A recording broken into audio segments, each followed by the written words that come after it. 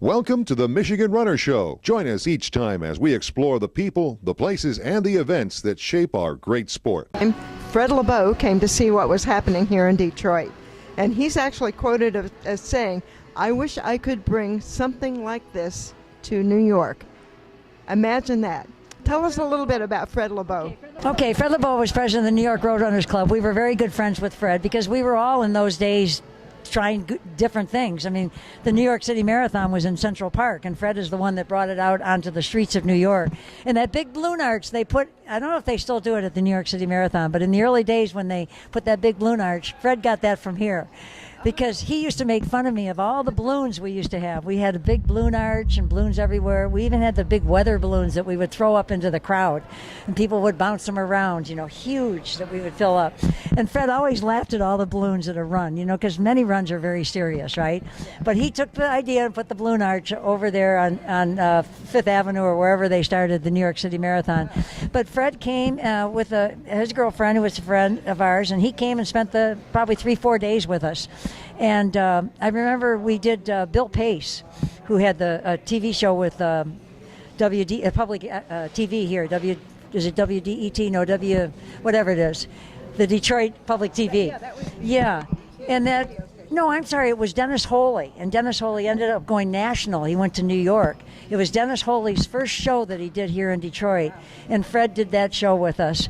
But I have a picture of Fred, or it's a piece of video. Fred is picking up the trash after our Emily Detroit run on Washington Boulevard, because what we used to do, because there'd be a lot of garbage, and, of course, the city would come in and help us out, but we would pass out garbage bags. We'd keep the music going, and we'd say to everybody, okay, we got to wrap this up in 30 minutes, so here, everybody, as you're dancing and having fun, we'd pass out these garbage bags, help us out.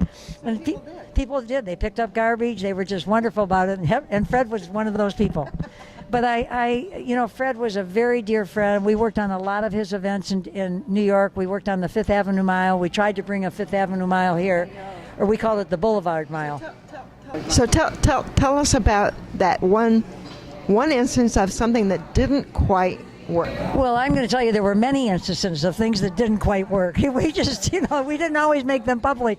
Most of the things that we learned were because of things that didn't work. I mean, we learned like how to have a wave. I mean, we didn't know anything about if slower runners get in the front of a race. We were all new in those days. I mean, most race directors didn't really know that. Probably Ed Kozloff or people who I, celebrate what they've done for so many years, and maybe. But nobody had large enough races to really understand that when you get a huge pack in back, and I have video from one of our races when everybody, they thought the race had started and people started moving, and we were like, it was pretty scary.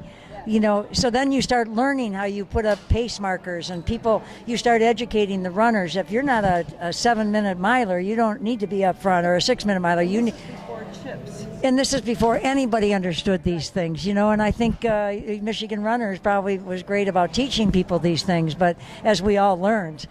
But the Fifth Avenue Mile, when Fred did it on Fifth Avenue, the very first one, Sidney Marie, a lot of great milers going down Fifth Avenue in front of the General Motors building, I said to Fred, let's take it on the road. So we decided Detroit was going to be a city, and we were going to do it up on West Grand Boulevard. We put a lot of it together. We even had runners here. I think we had Sidney Marie here and a couple other runners. I can't remember. But we ended up canceling because what happened was...